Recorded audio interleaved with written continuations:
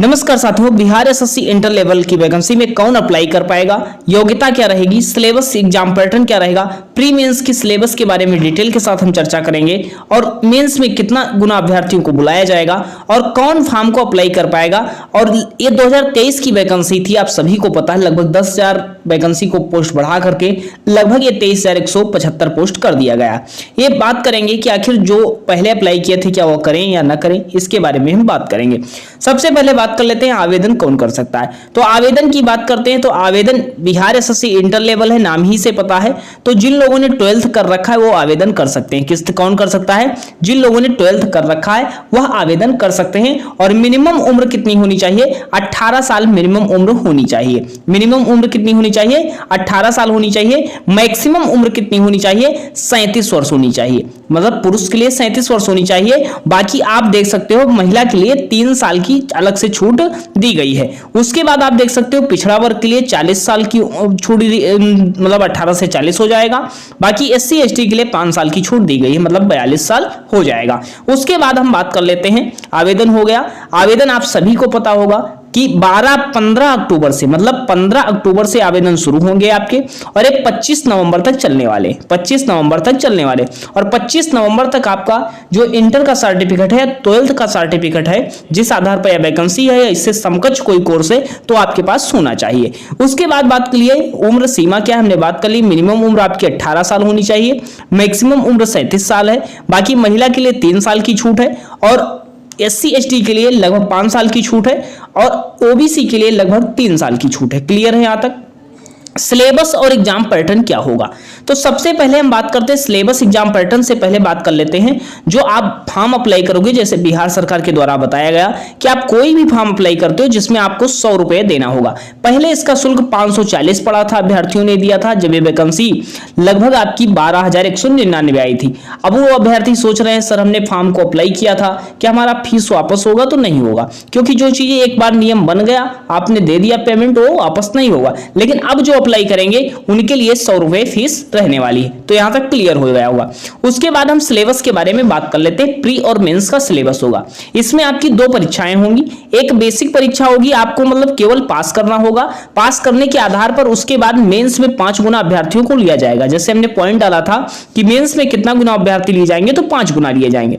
अब प्री का सिलेबस क्या होगा, मेंस में क्या बदलाव होगा, इसको भी जान लेते हैं। जैसे देखो प्री में अगर बात करते हैं, जैसे ये टोटल पोस्ट है, आप देख सकते हो 2023 में ये पोस्ट 12,199 थी। उसके बाद 2025 में 10,976 ऐड की गई हैं। ये लगभग पोस्ट 23,175 हो जाएंगी। जब आप प्री पास करोगे, प्री के बाद मेंस में आप 5 गुना अभ्यर्थियों को लिया जाएगा। जब आपके 5 गुना अभ्यर्थियों को लिया जाएगा तो लगभग 1,15,875 अभ्यर्थी में आपको आना है। अब प्री का सिलेबस क्या होगा, कैसे पूरा सिलेबस डिटेल के साथ बात करेंगे। जैसे प्री की बात कर लेते हैं, 150 प्रश्न आपके पूछे जाएंगे। 2 घंटे 15 मिनट का आपका समय रहने वाला है, अर्थात कहने का मतलब 2 घंटे 15 मिनट आपको समय मिलने वाला है। प्रत्येक प्रश्न 4 मार्क्स का होगा, अर्थात आपके 150 क्वेश्चन पूछे जाएंगे तो 600 मार्क्स के पेपर होगा। और प्री में आपको अच्छा से अच्छा स्कोर करना है। एक केवल क्वालिफाइंग नेचर का होगा, इसमें आपको इसको पास करके फिर मेंस में एलिजिबल होना होगा। तो इसमें 1/4 की नेगेटिव मार्किंग होगी, अर्थात आप 4 प्रश्न अगर गलत कर देते हो तो आपका 1 प्रश्न का जो मार्क्स आप पाओगे वो भी आपका चला जाएगा। तो यहां तक क्लियर है। अब इसमें क्वेश्चन कितने पूछे जाएंगे, तो जीके सामान्य ज्ञान जैसे history, polity, economics, geography, current affair, यहां से 50 क्वेश्चन आपके पूछे जाएंगे। उसके बाद सामान्य ज्ञान के कितने क्वेश्चन पूछे जाएंगे, 25 क्वेश्चन विज्ञान के पूछे जाएंगे, जिसमें एनसीईआरटी बेस्ड आप तैयार कर सकते हो। मैथ के अर्थमेटिक के क्वेश्चन पूछे जाएंगे, जैसे प्रतिशत हो गया, लाभांश हो गया, अनुपात समानुपात हो गया और बाकी रेल हो गया। ये सारे क्वेश्चन पूछे जाते हैं जो आपके अर्थमेटिक होते हैं। रीजनिंग के क्वेश्चन 50 क्वेश्चन पूछे जाएंगे। सबसे ज्यादा वेटेज आपको सामान्य ज्ञान विज्ञान का मिलेगा, उसके बाद रीजनिंग का मिलेगा। अगर आप इसमें ज्यादा आपकी मैथ अच्छी नहीं, तब भी इसमें सिलेक्शन लेना बहुत आसान है। अब उसके बाद आपको जब मेंस में आप एलिजिबल होगे, 5 गुना अभ्यर्थियों में आप आ जाओगे। 5 गुना अर्थात कहने का मतलब 1,15,000 अप्रॉक्स लोग जब मेंस में क्वालिफाई होंगे होंगे। मेंस में केवल आपका एक सब्जेक्ट ऐड हो जाएगा, जिसमें मेंस में क्या ऐड होगा, एग्जाम पेपर प्री मेंस दोनों का ऑफलाइन रहने वाला है। देखो मेंस में आपके साथ ऐड हो जाएगा 100 प्रश्न आपके हिंदी के ऐड हो जाएंगे, बाकी सिलेबस सेम रहेगा। मेंस में आप में जितना स्कोर पर कर पाओगे मेंस के आधार पर आपकी मेरिट बनेगी और आप फाइनल लिस्ट में होगे। उसके बाद कुछ वैकेंसियों में टाइपिंग होगी, कुछ वैकेंसियों में टाइपिंग नहीं होगी, तो आपकी वैकेंसी के आधार पर होंगी, अलग अलग वैकेंसी होंगी, उसके लिए अलग से वीडियो बना देंगे अगर आप लोगों की डिमांड होगी। तो हिंदी में कितना मार्क्स लाना होगा, हिंदी में 100 मार्क्स में से आपको केवल 30% लाना होगा। क्या हिंदी का कोई मार्क्स जुड़ेगा, तो हिंदी का कोई मार्क्स नहीं जुड़ेगा। और मेंस में इतने ही से क्वेश्चन होंगे, टॉपिक वही होगा, सेम टॉपिक से क्वेश्चन पूछा जाएगा। इसमें जितना स्कोर करोगे उसी आधार पर आपकी ज्वाइनिंग होगी और उसी आधार पर आपका सिलेक्शन होगा। मतलब मेंस ही आपका मेन है, लेकिन उसके पहले प्री ही आपको मेंस तक पहुंचाएगा। तो मतलब इस सिलेबस को इतना आपको तैयार कर लेना है कि आपको प्री मेंस में कोई दिक्कत ना हो। तो यहां तक क्लियर हो गया।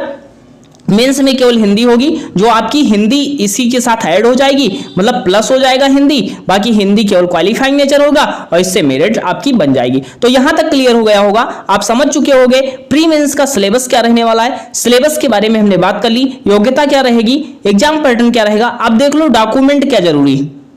आपके पास डॉक्यूमेंट कौन कौन से होनी चाहिए, मैट्रिक अर्थात हाई स्कूल आप पास होने चाहिए, उसका मूल प्रमाण पत्र होना चाहिए। इंटरमीडिएट या समकक्ष का कोई कोर्स है तो उसका प्रमाण पत्र आपके पास होना चाहिए। कंप्यूटर ज्ञान किससे संबंधित, जैसे CCC हो गया या O लेवल हो गया, कोई कोर्स है तो आप लगा सकते हो। बहुत सी वैकेंसियों में डिमांड भी गई है, बहुत सी वैकेंसियों में नहीं किया गया। स्थायी निवास अगर आप बिहार के हो तो निवास डोमिसाइल होना चाहिए। जाति प्रमाण पत्र अगर आप बिहार के हो तो होना चाहिए, बाकी आप अदर स्टेट से हो तो आपके पास नहीं होने की जरूरत नहीं है। मतलब कहने की मतलब क्या है, अदर स्टेट से आप हो तो आपको जात प्रमाण पत्र लगाने की जरूरत नहीं, आप केवल जनरल की पोस्ट में आओगे। अगर अदर स्टेट वाले के अप्लाई कर पाएंगे तो बिल्कुल कर पाएंगे और इसमें जनरल में आप काउंट होगे। उसके बाद देखो स्वतंत्रता सेनानी के अगर अभ्यर्थी हो तो उसका प्रमाण पत्र होना चाहिए, दिव्यांगता का प्रमाण पत्र होना चाहिए और आपके जो संविदा संबंधी नियोजन छूट प्राप्त करना चाहते हो उसका प्रमाण पत्र आपके साथ होना चाहिए। अधिकतम उम्र सीमा संबंधी जो छूट लेना चाहते हो उसका प्रमाण पत्र होना चाहिए। जैसे मान लो आप ओबीसी में हो तो आपको ओबीसी सर्टिफिकेट लगाओगे तो उस आधार पर छूट मिल जाएगी। अगर आप महिला हो तो उस आधार पर आपको छूट मिल जाएगी। अगर आप कोई पास डोमिसाइल है तो उस आधार पर जो आपको आरक्षण मिलेगा वो मिल जाएगा। तो ये अलग अलग आधार पर अलग अलग प्रमाण पत्र आपके पास होने चाहिए। तो आवेदन की तिथि 15, एक बार 60 में तो समझ लो, आवेदन की तिथि 15 अक्टूबर से 25 नवंबर तक रहने वाली है। सिलेबस एग्जाम पैटर्न समझ लो, 100 रुपए एग्जाम शुल्क रहने वाला है। जिन्होंने पहले इस इंटर लेवल में अप्लाई किया था उन्हें अप्लाई करने की कोई जरूरत नहीं है, बाकी जो न्यू लोग हैं वो अप्लाई कर सकते हैं। अब ये वैकेंसी बढ़कर के 23,175 आपकी हो जाएगी। फाइनल में आपकी 1,15,875 के बीच कंपटीशन होगा टोटल।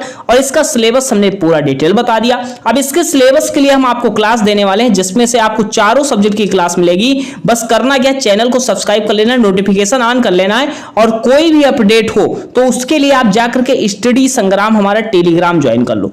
टेलीग्राम ज्वाइन कर लो, आपको वहां से पूरी डिटेल आपको मिल जाया करेगी। क्या मिल जाएगा, पूरी डिटेल आपको स्टडी संग्राम के नाम से वहां पर आप टेलीग्राम पर आपको बिहार एसएससी इंटर लेवल के लिए मिल जाएगी। पूरा सिलेबस इसका कंप्लीट करवा देंगे। बस इस वीडियो को शेयर करके अपने कमेंट बता देना कौन सी क्लास आपको सबसे पहले चाहिए। और सबसे मोस्ट इंपॉर्टेंट पीआईक्यू होता है, पीआईक्यू की सेशन आपको मिल जाएगा।